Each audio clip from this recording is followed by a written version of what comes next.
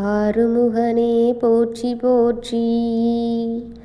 ஓம் கதிர்வேலனே போற்றி போற்றி. ஓம் கார்த்திகை மைந்தனே போற்றி போற்றி. என் அன்பு குழந்தையே, இந்த மங்களகரமான தினத்தில் உனது பிரச்சனைகளை எல்லாம் போக்கி நீ கேட்ட வரங்களை உனக்கு அள்ளி கொடுக்கவே உன் அப்பன் முருகப்பெருமான் வந்திருக்கின்றேன். இந்த பதிவை முழுமையாக கேள் என் தங்கமே. என் அன்பு குழந்தையே, இன்றைய நாள் உனக்கு இனிமையான நாளாக அமையட்டும். ஒவ்வொருவரும் வாழ்க்கையில் ஒவ்வொரு பிரச்சனைகள் இருக்கத்தான் செய்யும். பிரச்சனைகள் இல்லாத மனிதர்களே கிடையாது. இந்த உலகில் பிறவி எடுத்த ஒவ்வொரு மனிதனுக்குமே ஏதோ ஒரு வகையில் பிரச்சனை என்ற ஒன்று இருந்தேதான் தீரும். அதில் பெரும்பாலான மனிதனின் ஒரே பெரிய பிரச்சனையாக இருப்பது இந்த கடன் தான். ஒவ்வொருவருமே ஏதோ ஒரு அவசர செலவு, இல்லை என்றால் கனவுகளை நினைவாக்குவதில் ஏதோ ஒரு கடன், இல்லை ஏதோ ஒரு பொருளின் மீது போட்ட காசினால் வாழ்ந்த கடன், இல்லை என்றால் தன் கனவு இல்லங்களை கட்டுவதன் மூலமாக என்று ஒவ்வொருவருக்கும் இந்த கடன் தொல்லை ஆகிவிடுகின்றது. இந்த கடன் இல்லாமல் ஒரு மனிதன் கூட இந்த உலகில் கிடையாது. ஒரு சிலரே இது போன்ற இன்பம் கிடைக்கும். தகுதிக்கேற்ப ஒவ்வொரு மனிதரும் கடன் மாறுபட்டு கொண்டே இருக்கின்றது. ஒவ்வொருவருக்கும் தேவையின் பெயரில் கடன் வாங்குகின்றோம். அந்த சூழ்நிலையில் வேறு வழி இருப்பது கிடையாது. பரவாயில்லை, நம்மால் சமாளித்து விட முடியும் என்ற நம்பிக்கையில் கடனை சுலபமாக அனைவரும் வாங்கிவிடுகின்றார்கள். அதனால் வாங்கிய பின்புதான் அதனுடைய சூழ்நிலையை புரிகின்றது. அதை நம்முடைய வேதனை உண்டாக்குகின்றது. நமக்கு நிம்மதியை கெடுத்து விடுகின்றது. நம்முடைய சந்தோஷமான நேரங்களை நம்மிடமிருந்து பறித்துவிடும். நமக்கு கஷ்டங்களை தருகின்றது என்று அறிந்து கூட நமது வாழ்க்கையில் வாழ கடன் வாங்கியேதான் ஆகின்றோம். சில செலவுகளால் கடன் வாங்கியேதான் ஆக வேண்டும் என்று கட்டாயத்தில் தான் நம் வாழ்க்கை ஓடிக்கொண்டிருக்கின்றது. சில அவசர செலவுகளின் மூலமாக கடன் வாங்கியே ஆக வேண்டும் என்ற கட்டாயம் நம்முடைய வாழ்க்கையில் வந்தே தீர்ந்து விடுகின்றது. என்ன செய்வது? இந்த காலகட்டத்தில் கடன் வாங்காமல் வாழ முடியவே இல்லையே. இந்த கடன் தொல்லை இருக்காமல் நம்மிடம் இருக்க வேண்டும் என்று என் குழந்தை தவித்து கொண்டிருக்கின்றாரே. இந்த கடனை வாங்கி என் குழந்தை தவித்து கொண்டிருக்கின்றாரே. கடன் இல்லாத வாழ்க்கை எப்படி இருக்கும்? கடன் இல்லாமல் எப்படி இருப்பது அப்பா என்று என்னிடம் கண்கலங்கி நின்று கொண்டிருக்கின்றாயே என் குழந்தையே. இது ஒரு ஆன்மீகம். என் குழந்தையே, நீ தொழிலில் முன்னேற்றம் காண வேண்டுமா?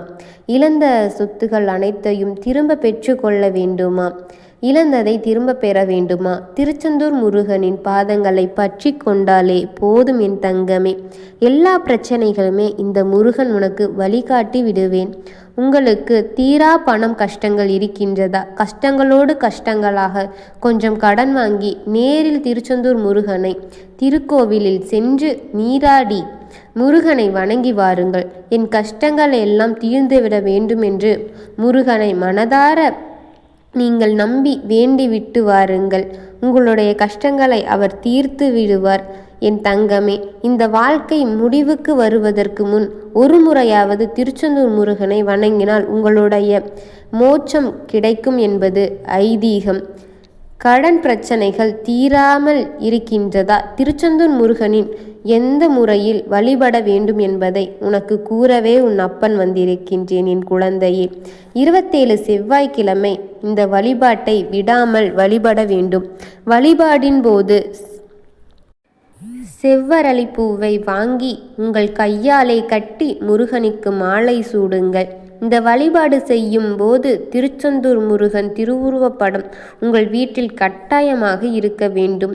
திருச்செந்தூர் முருகனின் திருவுருவ படத்தின் செவ்வரளி மாலை பூவை சூடி மண் அகழ்விளக்கை நெய்யூற்றி தீபம் ஏற்றி ஓம் சரவண பவ இந்த மந்திரத்தை 108 முறை சொல்லி உங்கள் கடன் சுமையை உங்களை விட்டு நீங்கிவிட வேண்டும் என்று முருகப்பெருமானை வணங்கி வந்தாலே உங்களின் மீதான கருணை ஏற்பட்டு உங்களின் கடன் சுமையை அந்த முருகப்பெருமான் நிகர்த்தி செய்து விடுவார். இந்த வழிபாடு செய்து கொண்டிருக்கும் போதே உங்களுக்கு அதில் இருக்கின்ற அனைத்தும் நிச்சயமாக ஏதோ ஒரு மாற்றத்தை அவர் உருவாக்கி உங்களை அதை அறிய விடுவார் என் தங்கமே. இந்த வழிபாடு எந்த நேரத்தில் செய்ய வேண்டும் என்றால் செவ்வாய்க்கிழமை 6 மணி முதல் 7 மணிக்குள் இந்த வழிபாட்டை செய்துவிட்டால் உங்களுக்கு சிறப்பான பலனை அந்த முருகப்பெருமான் கொடுத்து விடுவார். ஏன் என்றால் அந்த நேரத்தில் செய்ய வேண்டும் என்று கூறுகிறேன் என்றால் செவ்வாய் 6 மணியிலிருந்து செவ்வாய் கோரை இருக்கும். செவ்வாய் கோரையில் இந்த வழிபாடு மேற்கொண்டால் இந்த கடன் தீரும். இதுதான் ஆன்மீக ஐதீகமாகும். 27 செவ்வாய்க்கிழமையில் இடையில் ஒரு செவ்வாய் கூட தவறவிடக்கூடாது. இல்லை என்றால் உங்கள் பலன் எப்படி பலிக்கும்? ஒருவேளை வீட்டின் பெண்களால் இந்த வழிபாட்டை மேற்கொள்ள முடியவில்லாத பட்சத்தில் வீட்டில் இருக்கின்ற மற்றொருவரை வைத்து இந்த வழிபாட்டை பூஜைகளை மேற்கொள்ளலாம். இதற்கு வேறு வழி இல்லையா என்று தானே கேட்கின்றாய். வீட்டில் இருந்து பூஜையை யாரும் செய்ய முடியாத பட்சத்தில் இருக்கும் பொழுது அந்த வீட்டின் பெண் மாதவிடாய் வரும் அந்த காலகட்டத்தில் மட்டும் அந்த வாரத்தை தவிர்த்துவிட்டு அடுத்த வாரம் தொடர்ந்து செய்து வர வேண்டும். 27 வார பூஜை நிறைவடைந்தவுடன் அந்த பூஜையின் பலனை நீயே கண்கூட பார்க்கத்தான் போகின்றாய். அந்த அதிசயத்தை உன் கண்குளிர நீயே அறிவாய் என் தங்கமே. அந்த பரிகாரம் 27வது வாரம் செய்ய வேண்டும். அந்த பரிகாரம் 27 வாரம் செவ்வாய் காலை 6 முதல் 7 மணிக்குள் செவ்வாய் கோரையிலேயே உங்கள் முழு மனதோடு நம்பிக்கையோடும் செய்து வர வேண்டும். நீங்கள் செய்யும் போதே சில மாற்றங்களை உன் முருகப்பெருமான் உனக்கு தருவார்.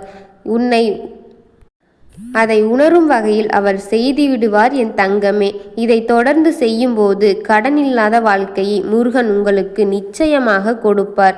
திருச்செந்தூர் முருகனின் வழிபாடு உங்களின் குடும்பத்தின் இடையில் நடந்த கஷ்டங்களை தீர்த்து இழந்த சந்தோஷங்களை மீட்டு எடுத்து உங்களின் நிறைவான வாழ்க்கையை உங்களுக்கு திரும்ப கொடுத்து விடும் என் தங்கமே. முருகன் பக்தர்களை என்றுமே முருகன் கைவிட்டு விட மாட்டார். முருகன் பாதங்களை பற்றி கொண்ட எந்த ஒரு பக்தனாக இருந்தாலும் அவன் முருகன் காலடியிலே விழுந்து கிடப்பான். ஏனென்றால் முருகனின் அதிசயங்களை அவன் நிச்சயமாக கண்டிருப்பான்.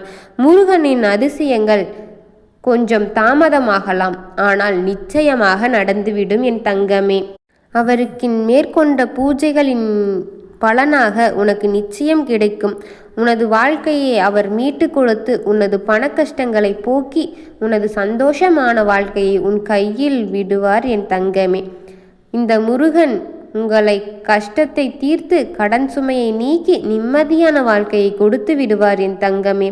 எல்லா விதமான பிரச்சனைகளையும் மனதார முருகனிடம் போய் எனக்கு இது செய் அப்பா என்று உரிமையோடு நீங்கள் அவரை மனதார நம்பி வேண்டினால் உங்களின் கஷ்டங்களுக்கு அவர் மனம் இறங்கி உங்களிடம் வந்து அவர் உங்களுக்கான கஷ்டங்களை எல்லாம் முடித்து தருவார் என் தங்கமே. நீ எதை நினைத்தும் பயப்படாதே. யாம் இருக்க ஏன் பயம் என்று சொல்லி அவரே நமக்கு துணையாக இருப்பார் என் தங்கமே. உன் அப்பன் உனக்கு துணை இருக்கின்றேன், எதை பற்றியும் கவலை கொள்ளாதே. ஓம் முருகனே போற்றி போற்றி. ஓம் ஆறுமுருகனே போற்றி போற்றி. ஓம் கதிர்வேலனே போற்றி போற்றி. ஓம் கார்த்திகையின் மைந்தனே போற்றி போற்றி. வாழ்க வளமுடன்.